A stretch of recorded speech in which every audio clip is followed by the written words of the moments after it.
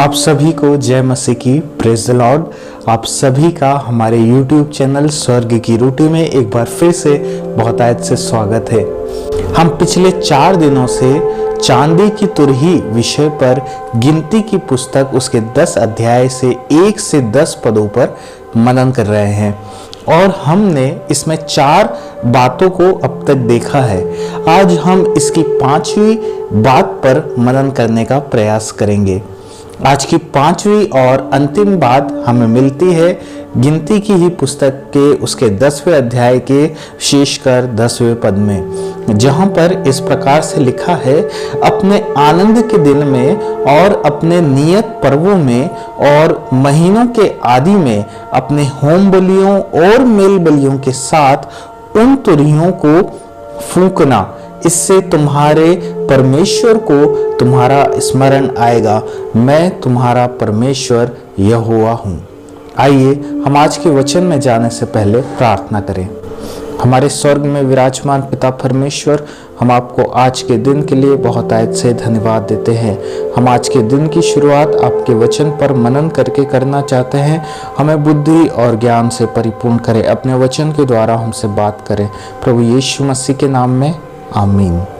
आप सभी के साथ हमने बीते 4 दिनों में इन चांदी की तुरही के 4 उपयोग देखे, लेकिन आज का 5वां और अंतिम उपयोग बहुत विशेष है, क्योंकि ये उनकी खुशियों और उनके उत्सवों जैसे दिन के लिए है।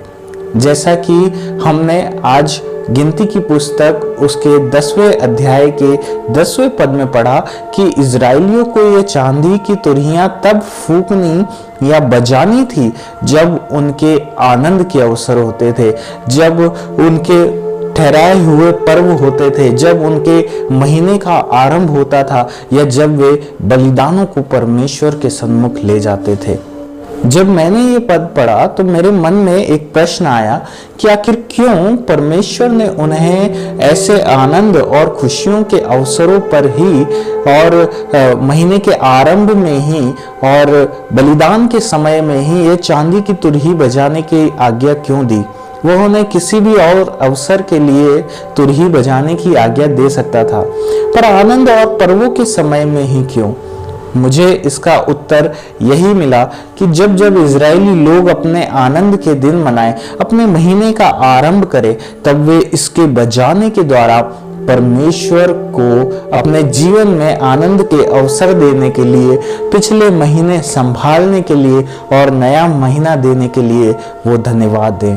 जब जब इजरायली लोग अपने बलिदान को परमेश्वर के सन्मुख चढ़ाए, तब वे इनके बजाने के द्वारा यह प्रकट करने के लिए कि परमेश्वर ने उनके जीवन में कैसे कैसे आश्चर्य कर्म किए हैं, वे परमेश्वर की आराधना और महिमा इसके द्वारा करें। जब जब वे लोग अपने उत्सवों या पर्वों को मनाएं, तब वे इसके बजाने के द्वारा वे स्मरण करें कि परमेश्वर ने हमें कैसी स्थिति से छुड़ाकर, कैसे दासत्व और बंधुआई से निकालकर, किस अद्भुत तरीके से इस उत्तम देश में यहाँ पर लाया है। आनंद और खुशियों और उत्सवों का समय हर व्यक्ति के जीवन में खास होता है। मैं विश्वास करता हूँ कि हम सब कभी कभार अपने पुराने खुशियों के समय को याद करते हैं, और जब उन्हें याद करते हैं तो हमारे चेहरे पर मुस्कान आ जाती है। कभी कभी हम परिवार के लोगों के साथ मिलकर अपनी मम्मी के बीते समयों की बात छेड़ते हैं तो हम खूब हंस हंस कर लोटपोट हो जाते हैं। आप भी जब अपने प्रसव के बाद आपने अपने बच्चे को प्रथम बार अपने गोद में लिए होंगे, जब वह कुछ समय बाद पहली बार मम्मी या पापा बोला होगा, और जब वो पहली बार चला भी होगा, ऐसे खुशियों के समयों को आप कितने वर्षों बाद भी स्मरण करते हैं तो आपके मन में आज भी प्रफुल्लित आप हो जाते हैं। आप पहली बार अपनी कक्षा में प्रथम आते हैं, अपने मित्रों के साथ आपकी मस्ती और शरारत कर बिताए वो खुशनुमा पल, आपके खेल में मिला पहला पदक, आपके द्वारा बनाया गया पहला जला हुआ खाना, आपकी यात्राएं, आपके अपने गांव जाकर अपनों से मिलना, और ऐसे न जाने आपके जीवन में कितने खुशियों के अवसर होंगे जिसने आपके जीवन को आनंद और खुशियों से भरा होगा, और जिसे सोच सोच कर आप और हम मुस्कुराते भी हैं। लेकिन क्या हम अपने आनंद के समयों में, अपने खुशियों के पलों में, जैसे अपने जन्मदिन या अपनी शादी की सालगिरह में, और अपने उत्सवों जैसे नए साल, क्रिसमस और ईस्टर में हम अपने परमेश्वर को स्मरण रखते हैं, उसे धन्यवाद देते हैं, उसकी प्रशंसा और उसकी तारीफ करते हैं, उसको इन अवसरों के लिए महिमा देते हैं? प्रियों, जब हमारे जीवन में परिस्थितियां विपरीत होती हैं, हमारे जीवन में दुख और पीड़ाएं होती हैं, जब हम बीमारियों और आर्थिक तंगी से संघर्ष कर रहे होते हैं, तब हम बहुत सरलता से परमेश्वर के समीप आकर उसको स्मरण करते हैं। हम अधिक से अधिक समय प्रार्थना करते हैं और दूसरों से हम प्रार्थना भी करवाते हैं। हम एक सभा से दूसरी सभा में जाते रहते हैं, परमेश्वर के सेवकों को अपने घर में बुलाते हैं और परमेश्वर को हम दान भी देते हैं।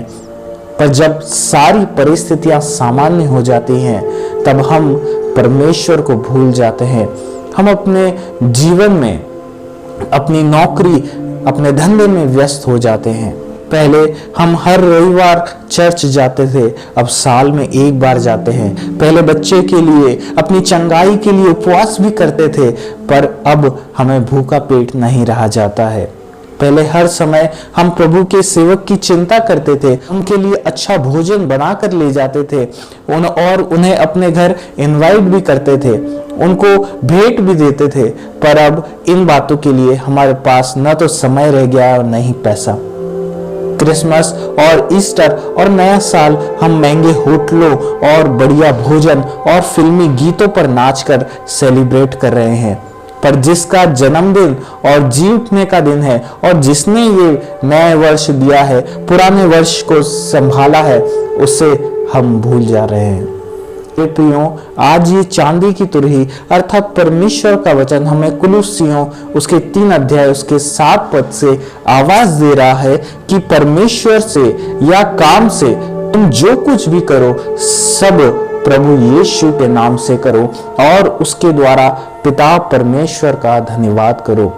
यानी कि अपने हर एक कार्य में, अपने हर एक समय में, अपने हर एक स्थिति में, चाहे हमारे जीवन में खुशियां हो या गम, आनंद हो या विलाप, लाभ हो या हानि, हम हर एक स्थिति में प्रभु यीशु को स्मरण रखें, उसको अपने आनंद और खुशियों के अवसरों पर अपने जीवन से उसको हर बात के लिए आदर और महिमा और धन्यवाद दें, क्योंकि वही आपकी स्तुति और आपके आदर की योग्य है। अपने हर एक आनंद के अवसर पर, अपने भेंट चढ़ाने के समय, अपने साल और महीने के प्रथम दिन और हर दिन हम प्रभु यीशु को अपने जीवन में शामिल करना नहीं भूलें। वह आपके आनंद और खुशियों को दोगुना कर देगा। आपके लिए यह पल स्वर्णिम और स्मरणीय हो जाएंगे, क्योंकि उसी के द्वारा हमें यह पल मिले हैं और उसी के अनुग्रह और करुणा है जिससे हम इन उत्सवों को, इन खुशियों के पलों को, इन आनंद के पलों को हम मना पाते हैं और उन्हें भविष्य में सोचकर मुस्कुराते और खिलखिलाते भी हैं। प्रियों, हमने इन 5 दिनों में चांदी की तुरही के 5 उपयोग देखे। पहला, हम अपने डेरे से निकलकर परमेश्वर की संगति करें। दूसरा, हम अपने जीवन में प्रस्थान करते रहें या आगे बढ़ते रहें। तीसरा, हम विश्वासियों के साथ इकट्ठा होते रहें। चौथा, अपने युद्ध में परमेश्वर के वचन को ले लें, उसकी उपस्थिति को याद रखें। और 5वां, अपने आनंद के दिनों में परमेश्वर को स्मरण रखें।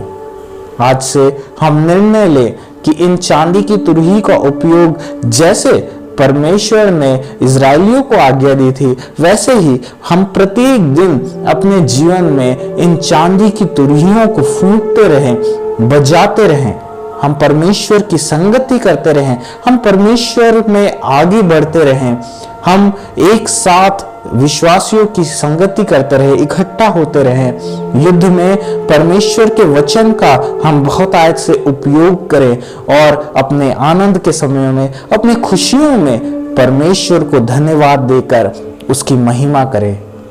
परमेश्वर इस मनन के द्वारा आपको बहुत आयत की आशीष दे। आइए हम प्रार्थना करें। हमारे स्वर्ग में विराजमान पिता परमेश्वर, हम इन चांदी की तुरहियों के लिए धन्यवाद देते हैं जो आपने प्रभु हमें इस वचन के द्वारा सिखाई है। पिता परमेश्वर, होने दीजिए हम अपने प्रतिदिन के जीवन में इन चांदी की तुरहियों का उपयोग करते रहें। जैसे इस्राएली लोग प्रभु इन चांदी की तुरहियों को फूंकते थे, बजाते थे, वैसे ही प्रभु प्रतिदिन हम प्रभु आपके वचन को अपने जीवन में प्रभु बजाते रहे, फूंकते रहे, इसका उपयोग करते रहे। पिता परमेश्वर, मैं प्रार्थना करता हूँ इन मनन पर प्रभु आप आपकी आशीष देना, इन चांदी की तुरही की 5 बातों पर प्रभु आप आशीष देना, ऐसी हमारी प्रार्थना है। आज के दिन को आपके हाथों में सौंपते हैं। आज के दिन को प्रभु आप हमें आशीष दे और आशीष का कारण बनाए, प्रभु यीशु मसीह के नाम में, आमीन। सबको जय मसीह की।